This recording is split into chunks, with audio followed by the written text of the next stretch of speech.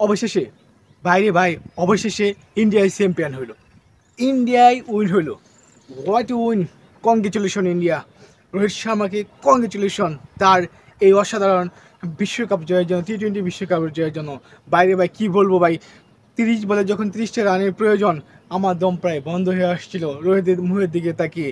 এরকম এরকম একটি ম্যাচ, হ্যাঁ, হেনরি ক্লাসেন হাত থেকে বের করে নিয়ে যাচ্ছে, এক ওভারে রান নিয়ে নিয়েছে 24। অস্কার পেটেল এক ওভারেই রান নিয়ে নিল, 15 নম্বর ওভারে রান নিয়ে নিল 24। এই মুহূর্তে যে কী অবস্থা হলো আমাদের, কী অবস্থা রোহিত শর্মার, কী অবস্থা বিরাট কোহলি, হার্দিক পান্ডিয়া, দুবে, সবার মুখের দিকে তাকিয়ে যেন বোঝাই যাচ্ছে না যে তারা খেলতেছে। অসহায় আত্মসমর্পণ করতে যাচ্ছে ইন্ডিয়া। এই মুহূর্তে হার্দিক পান্ডিয়া এসে হেনরি ক্লাসেনকে আউট করার পরে কি একটা স্পেল করলো জাসপ্রীত বুমরা আর হার্দিক পান্ডিয়া। এক কথায় অসাধারণ, বিউটিফুল, ওয়ান্ডারফুল। তারা কিন্তু 30 বলে 30টা রানের প্রয়োজন ছিল আফ্রিকার, কিন্তু 30 বলে 30 রান কিন্তু দিতে পারেনি। 3 ওভারে মাত্র রান দিয়েছিল 10। তখন 2 ওভারে রানের প্রয়োজন ছিল 19 নম্বর এবং 20 নম্বর ওভারে রানের প্রয়োজন ছিল কিন্তু 20। কী যে বোলিং করলো, অসাধারণ। এক কথায় ইন্ডিয়ার বোলিং লাইন আপ দিয়ে বিশ্বের সেরা বোলিং এখন প্রমাণ হইলো। এবারে টি-20 বিশ্বকাপ জেতার পরে ইন্ডিয়া বোলিং লাইন আপ বিশ্বের সেরা লাইন আপ ভাই বলতে হইব। এই টি-20 ওয়ার্ল্ড কাপে 4 উইকেট গেছে সাউথ আফ্রিকার, তখন 30 বলে রানের প্রয়োজন ছিল 30। এই 30 বলে 30 রান ইন্ডিয়ান বলাররা কিন্তু দেয়নি। 30 বলের মধ্যে 30 রানের মধ্যে 7 রানে তারা জয়লাভ করছে মামা।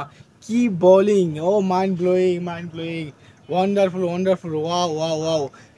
ইন্ডিয়ার 10 বছরের সাধনা পূর্ণ হলো।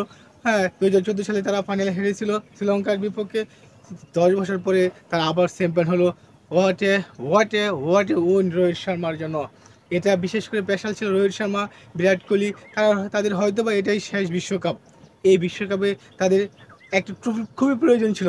ফাইনালে, ওয়ানডে বিশ্বকাপ ফাইনালে গিয়ে অস্ট্রেলিয়ার বিরুদ্ধে হারছে। গতকালও আমরা প্রায় হারতে হারতে জিতে গেলাম ম্যাচটি।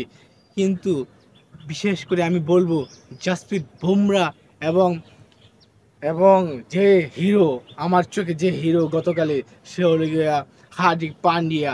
ওয়া ওয়া ও কি কি বলবো ভাই, কি বলবো রে দাদুরা। এইরকম খেলা দেখলে মানুষের হার্ট স্ট্রোক বা হার্ট অ্যাটাকের সম্ভাবনা থাকে।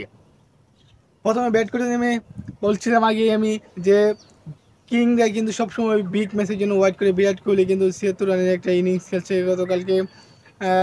শিবম দুবে ভালো খেলছে। বোলিংয়ের কথা বলবো আমি, জাসপ্রীত বুমরা, তারপরে হার্দিক পান্ডিয়া, এরা অনেক ভালো বল করে ইন্ডিয়াকে জয়লাভ করে এসেছে। কিন্তু হেনরি ক্লাসেন, ডিকক, ডেভিড মিলাররা যেভাবে শুরু করছিল তাণ্ডব, আমি ভাবলাম হয়তো বা এবারেও ইন্ডিয়ার কাছ থেকে ট্রফিটা হাতছাড়া হয়ে গেল।